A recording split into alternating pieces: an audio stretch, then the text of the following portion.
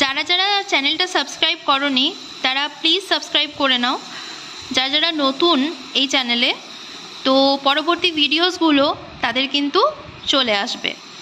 আর আজকে আমি WBCS মেন্সের syllabus সম্বন্ধে ডিসকাশন করে দেব। কথা হচ্ছে যে মেন্সের জন্য এখন থেকে আমাদের প্রিপারেশান নেওয়া উচিত। আগামী 6 মাস হয়তো প্রিলিমিনারির জন্য পড়ে আছে 2023। তো এই 6 মাসকে ধরেই আমরা এগোবো। তার মধ্যে প্রথম 3 থেকে 4 মাস আমাদের কিন্তু মেন্স ওরিয়েন্টেড পড়াশুনোগুলো করে নিতে হবে, ঠিক আছে? যদি এরকম আমরা ভেবে থাকি যে প্রিলির পরে গিয়ে আমরা মেন্সের পড়াশুনোগুলো করব, তাহলে ওটা কিন্তু পসিবল না।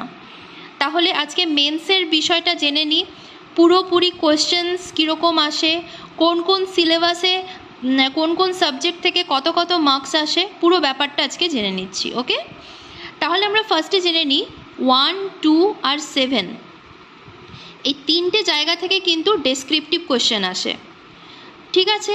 এই 3টে জায়গা থেকে টোটাল ডেসক্রিপটিভ আকারে তোমরা কোয়েশ্চেন পাবে এক্সামে।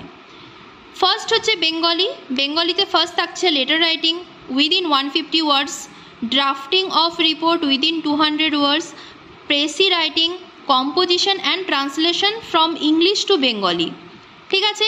এখানে বেঙ্গলি ছাড়াও আলাদা আলাদা ল্যাঙ্গুয়েজ যেগুলো হিন্দি, উর্দু, নেপালি, সাঁওতালি, এই 5টা সাবজেক্টের মধ্যে তোমরা চুজ করতে পারো। ওকে, তো এই পুরো বেঙ্গলি যে ডেসক্রিপটিভ চ্যাপ্টারটা আছে এখান থেকে 200 মার্কসের কিন্তু আমরা কোয়েশ্চেন পেয়ে যাব। সেকেন্ড হচ্ছে ইংলিশে as like letter writing within 150 words, drafting of report within 200 words, either letter writing or drafting of report, এই দুটোর মধ্যে একটা। তারপরে হচ্ছে precis writing, composition and translation from Bengali to English. Okay, তাহলে ইংলিশ পেপার থেকে আমরা 200 মার্কস পাচ্ছি। তারপরে আসছে জিএস পেপার 1। জিএস পেপার 1-এ Indian history with special emphasis on national movement এইটা থাকছে। আর এই সাবজেক্ট থেকে কি কি বুকস আমাদের পড়তে হবে সেটা আমি আগের ভিডিওতে বলেছি, সেখান থেকে তোমরা একটু দেখে নাও।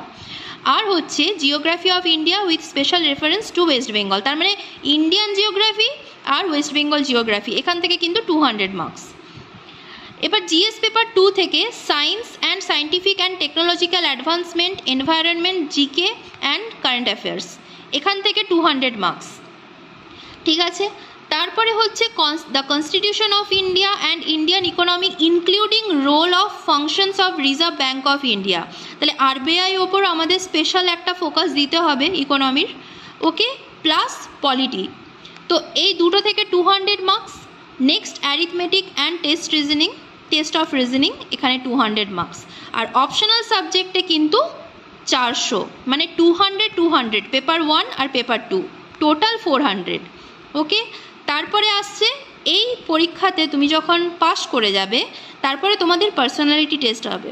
সেই টেস্টে কিন্তু তোমাদের 200 মার্কসের মধ্যে তোমাদের নাম্বার কাউন্ট করা হবে, ঠিক আছে?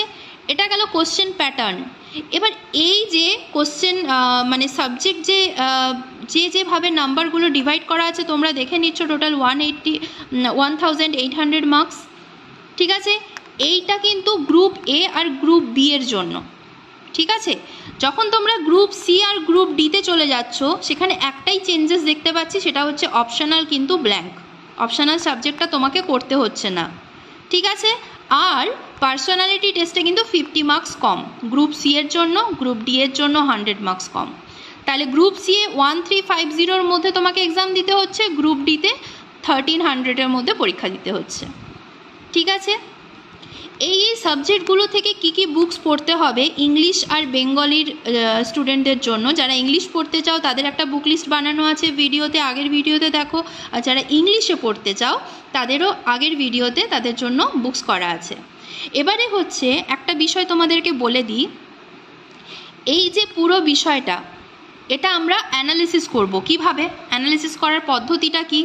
পদ্ধতিটা হচ্ছে 2014 থেকে 2021 অবধি যা যা মেন্সের কোয়েশ্চেন এসছে, প্রিভিয়াস ইয়ার কোয়েশ্চেন মেন্সের, তোমরা কিন্তু প্রিলির দিকে এখন 3 মান্থস তাকাবে না, মাঝে মধ্যে দেখবে কোশ্চেন কীরকম আসছে, কিন্তু প্রিভিয়াস ইয়ার কোয়েশ্চেন যখন মেন্সের আসছে, কীরকম আসছে সেগুলো অ্যানালিসিস করার জন্য পুরনো 2014 থেকে 2021 অবধি পুরো মেন্সের কিন্তু একটা বই, প্রিভিয়াস ইয়ার কোয়েশ্চেনের বুক কিনে নিতে হবে।